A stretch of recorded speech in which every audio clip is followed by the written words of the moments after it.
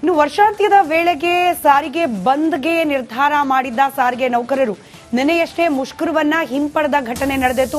ಸರ್ಕಾರ ಸಂಕ್ರಾಂತಿಯೊಳಗೆ ಅವರ ಬೇಡಿಕೆಗಳನ್ನ ಈಡೇರಿಸುವ ಭರವಸೆ ನೀಡಿದ ಬೆನ್ನಲ್ಲೇ ಇದೀಗ ಸಾರಿಗೆ ನೌಕರರಿಗೆ ಸರ್ಕಾರ ಗುಡ್ ನ್ಯೂಸ್ ಕೊಟ್ಟಿದೆ. ರಾತ್ರೋರಾತ್ರಿ 226 ಕೋಟಿ ರೂಪಾಯಿಯನ್ನ ರಿಲೀಸ್ ಮಾಡಲಾಗಿದೆ. ಸಾರಿಗೆ ನೌಕರರ ಹಿಂಬಾಕಿ ಪಾವತಿಸದೆ ಸರ್ಕಾರ 1000ಕ್ಕೂ ಅಧಿಕ ನೌಕರರಿಗೆ ಹಿಂಬಾಕಿ ಪಾವತಿ ಮಾಡಲಾಗಿದೆ. ಸಂಕ್ರಾಂತಿ ಬಳಿಕ ನೌಕರರ ಇತರೆ ಬೇಡಿಕೆ ಈಡೇರಿಕೆಗೆ ಸರ್ಕಾರ ನಿರ್ಧರಿಸಿದೆ. ರಿಪಬ್ಲಿಕ್ ಕನ್ನಡದಲ್ಲಿ ಅನಂತ್ ಸುಬ್ಬರಾವ್ ಈ ಬಗ್ಗೆ ಎಕ್ಸ್ಕ್ಲೂಸಿವ್ ಆಗಿ ಮಾತನಾಡಿದ್ದಾರೆ. 13ಕ್ಕೂ ಹೆಚ್ಚು ಬೇಡಿಕೆಗಳನ್ನ ಇಟ್ಟು ಮುಷ್ಕರವನ್ನ ನಡೆಸಲಿಕ್ಕೆ ಸಾರಿಗೆ ಸಿಬ್ಬಂದಿ ನಿರ್ಧಾರವನ್ನ ಮಾಡಿದ್ರು. ಅದರಲ್ಲೂ ವೇತನ ಬಾಕಿ ಹಾಗೆ ವೇತನ ಪರಿಷ್ಕರಣೆ ಆದ ನಂತರದಲ್ಲಿ ಬರಬೇಕಾಗಿದ್ದ ಅರಿಯರ್ಸ್ ಪಾವತಿ ಆಗಿಲ್ಲ ಅಂತ ಹೇಳಿ ಇತರೆ ಭತ್ಯೆಗಳ ಹೆಚ್ಚಳ ಈ ರೀತಿ 13ಕ್ಕೂ ಹೆಚ್ಚು ಬೇಡಿಕೆಗಳನ್ನ ಇಟ್ಟು ಮುಷ್ಕರಕ್ಕೆ ನಿರ್ಧರಿಸಿತ್ತು ಸಾರಿಗೆ ಇಲಾಖೆ. ಆದರೆ ಸರ್ಕಾರ ನೌಕರರ ಮನವೊಲಿಸುವಲ್ಲಿ ಯಶಸ್ವಿಯಾಗಿದೆ. ಕಳೆದ 20-25 ದಿನಗಳಿಂದ ಮುಷ್ಕರವನ್ನ ಮಾಡ್ತೀವಿ. 13 ಪ್ರಮುಖವಾದಂತಹ ಬೇಡಿಕೆ ಅಂತ ಹೇಳಿದ್ರ. ನಿನ್ನೆ ಸಿಎಂ ಸಭೆ ನಡೀತು. ಯಾವ ರೀತಿಯ ಭರವಸೆ ಸಿಕ್ತು ಸರ್? ಒಂದೇ ಆಕ್ಚುಲಿ ಸಿಎಂ ನಮ್ಮನ್ನು ಕರೀಲಿಲ್ಲ. ಸಾರಿಗೆ ನಿಗಮಗಳ 4 MDಗಳು ಮತ್ತು ಟ್ರಾನ್ಸ್ಪೋರ್ಟ್ ಸೆಕ್ರೆಟರಿ, ಚೇರ್ಮನ್ನು, ವೈಸ್ ಚೇರ್ಮನ್ಗಳು 4 ನಿಗಮಗಳದ್ದು ಮತ್ತು ಸನ್ಮಾನ್ಯ ರಾಮಲಿಂಗಾರೆಡ್ಡಿಯವರು ಇವರು CM ಭೇಟಿ ಮಾಡಿದ್ದಾರೆ. ನಮ್ಮ ಮುಖ್ಯವಾದ ಬೇಡಿಕೆ ಇದ್ದಿದ್ದು 2, ಬೇರೆ ಇನ್ನೂ ಹಲವಾರು ಇತ್ತು. ಒಂದೇನು ಅಂದರೆ 38 ತಿಂಗಳ ಅರಿಯರ್ಸ್ ಕೊಡಬೇಕು ಅಂತ. 1/1/20ರಿಂದ 28/2/23ವರೆಗೆ 38 ತಿಂಗಳ ಅರಿಯರ್ಸ್. ಅದು ಹಿಂದೆ ಬೊಮ್ಮಾಯಿಯವರ ಸರ್ಕಾರ ದುಡ್ಡು ಕೊಟ್ಟಿತ್ತು ನಮಗೆ 15% ವೇತನ ಹೆಚ್ಚಳ. ಆ ಪೀರಿಯಡ್ ಅರಿಯರ್ಸ್ ಬರಬೇಕಾಯಿತು. ಅದನ್ನು ಅನುದಾನ ಕೊಡ್ತೀವಿ ಅಂತ ಹೇಳಿದರು ಆ ಸರ್ಕಾರ. ಅಷ್ಟರೊಳಗೆ ಈ ಸರ್ಕಾರ ಬಂತು ಚುನಾವಣೆ ಆದಮೇಲೆ. ಅದರಿಂದ ಒಂದು ಸರ್ಕಾರ ಭರವಸೆ ಕೊಟ್ಟ ಮೇಲೆ ಅದು ಇನ್ನೊಂದು ಸರ್ಕಾರ ಅದು ಜಾರಿ ಮಾಡಲೇಬೇಕು. ಅದಕ್ಕೆ ಒಂದು ಮುಖ್ಯವಾದ ಬೇಡಿಕೆ. ಇನ್ನೊಂದು 1/1/24ರಿಂದ ನಮ್ಮ ವೇತನ ಹೆಚ್ಚಳ ಆಗಬೇಕು. ಪ್ರತಿ 4 ವರ್ಷಕ್ಕೊಮ್ಮೆ ರಿವೈಸ್ ಆಗುತ್ತೆ. ಅದು 2 ಬೇಡಿಕೆ. ಇನ್ನೂ ಹಲವಾರು ಬೇಡಿಕೆಗಳೆಲ್ಲ ಹಾಕಿ ಚಳವಳಿ ಮಾಡ್ತಾಯಿದ್ವಿ. 9ನೇ ತಾರೀಕು ಸ್ಟ್ರೈಕ್ ನೋಟಿಸ್ ಕೂಡ ಕೊಟ್ವಿ. ಬೆಳಗಾಂ ಸೆಷನ್ ಆದಂಥ ಸಂದರ್ಭದಲ್ಲಿ ಈ 31ರಿಂದ ನಾವು ಸ್ಟ್ರೈಕ್ ಮಾಡ್ತೀವಿ ಅಂತ. ಅದಕ್ಕೆ ಸಾಕಷ್ಟು ಸಿದ್ಧತೆಗಳು ಕೂಡ ಎಲ್ಲ ಮಾಡಿದ್ವಿ. ಅಂದರೆ ನಾಳೆಯಿಂದ ಬಸ್ ಯಾವುದೂ ಓಡಾಡ್ತಿರಲಿಲ್ಲ ಇಷ್ಟೇ. ಈ ಹಿನ್ನೆಲೆಯಲ್ಲಿ ಸರ್ಕಾರದವರು 226 ಕೋಟಿ ಕೊಟ್ಟಿದ್ದಾರೆ. ಅಂದರೆ ರಿಟೈರ್ ಆಗಿತ್ತು ಅವ್ರಿಗೆ ಗ್ರ್ಯಾಚ್ಯುಟಿ ಅದೆಲ್ಲ ಬಾಕಿ ಉಳಿಸ್ಕೊಂಡಿದ್ರು. ಅದು 226 ಕೋಟಿ, ಸುಮಾರು 11,394 ಜನ ಕೊಟ್ಟಿದ್ದಾರೆ. ಅದು ಪೇಮೆಂಟ್ ಕೂಡ ಆಗೋಯ್ತಾಗಲೇ. ಪೇಮೆಂಟ್ ಆಗೋಯ್ತಲ್ಲ, ಎಲ್ಲ ಅವ್ರ ಅಕೌಂಟಿಲ್ಲ ಹಾಕ್ಬಿಟ್ರಿ. ಇವಾಗೆಲ್ಲ ಏನು ಚೆಕ್ ಬರೆಯೋ ಪ್ರಶ್ನೆನೇ ಇರಲ್ಲ. ಎಷ್ಟು ಲೈಕ್ ದಟ್. ಅದು ನನಗೂ ಎಲ್ಲಿ ಬಿದ್ದಿತ್ತು ಅಷ್ಟು 2 ವರ್ಷದಿಂದ. ಅದೊಂದು ಸಾಲ್ವ್ ಆಯಿತು. ಇನ್ನು 11,394 ಜನ ಬರ್ತಾರೆ ರಿಟೈರ್ ಆದರು ಆ ಪೀರಿಯಡಲ್ಲಿ. 1/1/20 ನಂತರ 2 ಲಕ್ಷ 3 ಲಕ್ಷ ಹೀಗೆಲ್ಲ ಒಬ್ಬೊಬ್ರಿಗೆ ಬಂದಿದೆ ಅವ್ರಿಗೆ. ಅದೊಂದು ಭಾಳ ನನಗೂ ಎಲ್ಲಿ ಬಿದ್ದಿತ್ತು. ಇನ್ನೊಂದು ಈ ವೇತನ ಹೆಚ್ಚಳದ ಬಗ್ಗೆ ಸಂಕ್ರಾಂತಿ ಆದಮೇಲೆ ನಮ್ಮನ್ನೆಲ್ಲ ಕರೆದು ಮಾತನಾಡ್ತೀನಿ ನಾವು ಆಶ್ವಾಸನೆ ಕೊಟ್ಟಿದ್ದಾರೆ, ಮುಖ್ಯಮಂತ್ರಿಗಳೇ ಕೊಟ್ಟಿದ್ದಾರೆ. That was actually our demand also. ಯಾಕೆಂದರೆ ರಾಮಲಿಂಗಾರೆಡ್ಡಿಯವರು ಆ ಮಟ್ಟದಲ್ಲಿ ಆಗಿರಲಿಲ್ಲ. ಆದ್ದರಿಂದ CM ಮಾಡಬೇಕಾದ್ರೆ because is the finance minister and ಇಲ್ಲಿ ದುಡ್ಡಿನ ಪ್ರಶ್ನೆ ಇದೆ. ನಾವೆಲ್ಲ ಸ್ಟ್ರೈಕ್ನ ವಾಪಸ್ ತಗೊಂಡಿದ್ದೀವಿ, ಮುಂದೆ ಯಾವ ರೀತಿ ಏನು ಅನ್ನೋದು ಇನ್ನೂ ಕೂಡ ತೀರ್ಮಾನ ಆಗಿಲ್ಲ ಅನ್ನೊಂದು ವಿಚಾರವನ್ನು ಹಂಚಿಕೊಂಡಿದ್ದಾರೆ. ಕ್ಯಾಮರಾ ಪರ್ಸನ್ ಮಹೇಶ್ ಜೊತೆ ದೀಪ್ತಿ ತೋಳ್ಪಡೆ, ರಿಪಬ್ಲಿಕ್ ಕನ್ನಡ, ಬೆಂಗಳೂರು.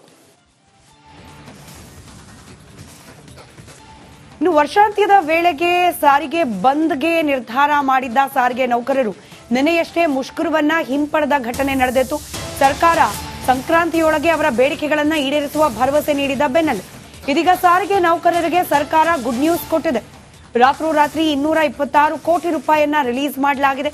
ಸಾರಿಗೆ ನೌಕರರ ಹಿಂಬಾಕಿ ಪಾವತಿಸದೆ ಸರ್ಕಾರ 1000ಕ್ಕೂ ಅಧಿಕ ನೌಕರರಿಗೆ ಹಿಂಬಾಕಿ ಪಾವತಿ ಮಾಡಲಾಗಿದೆ.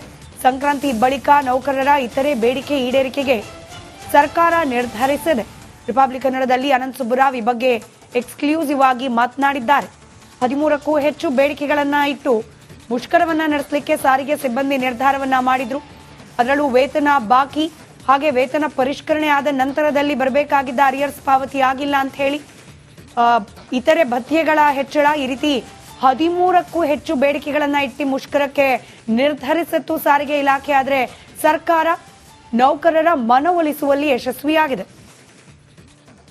ಕಳೆದ 20-25 ದಿನಗಳಿಂದ ಮುಷ್ಕರವನ್ನ ಮಾಡ್ತೀವಿ, 13 ಪ್ರಮುಖವಾದಂತಹ ಬೇಡಿಕೆ ಅಂತ ಹೇಳಿದ್ರ. ನಿನ್ನೆ ಸಿಎಂ ಸಭೆ ನಡೀತು, ಯಾವ ರೀತಿಯ ಭರವಸೆ ಸಿಕ್ತು ಸರ್ ನಿಮಗೆ? ಒಂದೇ ಆಕ್ಚುಲಿ ಸಿಎಂ ನಮ್ಮನ್ನು ಕರೀಲಿಲ್ಲ. ಸಾರಿಗೆ ನಿಗಮಗಳ 4 MDಗಳು ಮತ್ತು ಟ್ರಾನ್ಸ್ಪೋರ್ಟ್ ಸೆಕ್ರೆಟರಿ, ಚೇರ್ಮನ್ನು, ವೈಸ್ ಚೇರ್ಮನ್ಗಳು 4 ನಿಗಮಗಳದ್ದು, ಮತ್ತು ಸನ್ಮಾನ್ಯ ರಾಮಲಿಂಗಾರೆಡ್ಡಿ ಅವರು, ಇವರು CM ಭೇಟಿ ಮಾಡಿದ್ದಾರೆ. ನಮ್ಮ ಮುಖ್ಯವಾದ ಬೇಡಿಕೆ ಇದ್ದಿದ್ದು 2, ಬೇರೆ ಇನ್ನೂ ಹಲವಾರು ಇತ್ತು. ಒಂದೇನು ಅಂದರೆ 38 ತಿಂಗಳ ಅರಿಯರ್ಸ್ ಕೊಡಬೇಕು ಅಂತ. 1/1/20ರಿಂದ 28/2/23ವರೆಗೆ 38 ತಿಂಗಳ ಅರಿಯರ್ಸ್. ಅದು ಹಿಂದೆ ಬೊಮ್ಮಾಯಿ ಅವರ ಸರ್ಕಾರ ದುಡ್ಡು ಕೊಟ್ಟಿತ್ತು ನಮಗೆ, 15% ವೇತನ ಹಂಚಿಲ್ಲ. ಆ ಪೀರಿಯಡ್ ಅರಿಯರ್ಸ್ ಬರಬೇಕಾಯಿತು. ಅದನ್ನು ಅನುದಾನ ಕೊಡ್ತೀವಿ ಅಂತ ಹೇಳಿದರು ಆ ಸರ್ಕಾರ.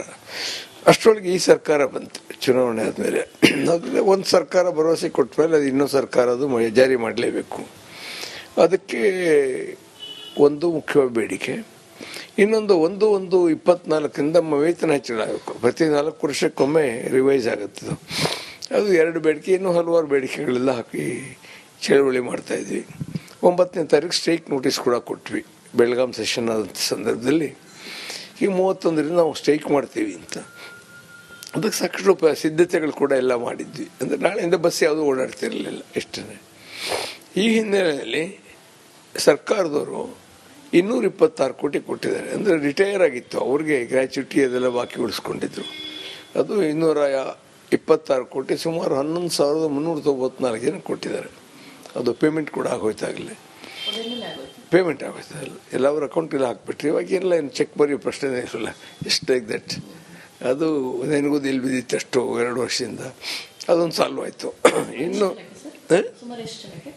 11,394 ಜನ ಬರ್ತಾರೆ ರಿಟೈರ್ ಆದವರು ಆ ಪೀರಿಯಡಲ್ಲಿ. 1/1/20 ನಂತರ 2 ಲಕ್ಷ 3 ಲಕ್ಷ ಹೀಗೆಲ್ಲ ಒಬ್ಬೊಬ್ರಿಗೆ ಬಂದಿದೆ ಅವ್ರಿಗೆ. ಅದೊಂದು ಭಾಳ ನನಗೂ ಎಲ್ಲಿ ಬಿದ್ದಿತ್ತು. ಇನ್ನೊಂದು ಈ ವೇತನ ಹೆಚ್ಚಳದ ಬಗ್ಗೆ ಸಂಕ್ರಾಂತಿ ಆದಮೇಲೆ ನಮ್ಮನ್ನೆಲ್ಲ ಕರೆದು ಮಾತನಾಡ್ತೀನಿ ಆಶ್ವಾಸನೆ ಕೊಟ್ಟಿದ್ದಾರೆ, ಮುಖ್ಯಮಂತ್ರಿಗಳೇ ಕೊಟ್ಟಿದ್ದಾರೆ. That was actually our demand also. ಯಾಕೆಂದರೆ ರಾಮಲಿಂಗಾರೆಡ್ಡಿ ಅವರು ಆ ಮಟ್ಟದಲ್ಲಿ ಆಗಿರಲಿಲ್ಲ. ಆದ್ದರಿಂದ CM ಮಾಡಬೇಕಾದ್ರೆ, because he's the finance minister and ಇಲ್ಲಿ ದುಡ್ಡಿನ ಪ್ರಶ್ನೆ ಇದೆ.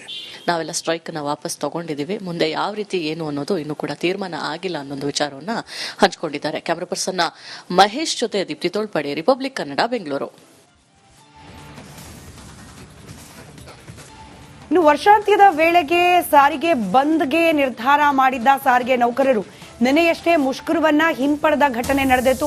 ಸರ್ಕಾರ ಸಂಕ್ರಾಂತಿಯೊಳಗೆ ಅವರ ಬೇಡಿಕೆಗಳನ್ನ ಈಡೇರಿಸುವ ಭರವಸೆ ನೀಡಿದ ಬೆನ್ನಲ್ಲೇ ಇದೀಗ ಸಾರಿಗೆ ನೌಕರರಿಗೆ ಸರ್ಕಾರ ಗುಡ್ ನ್ಯೂಸ್ ಕೊಟ್ಟಿದೆ.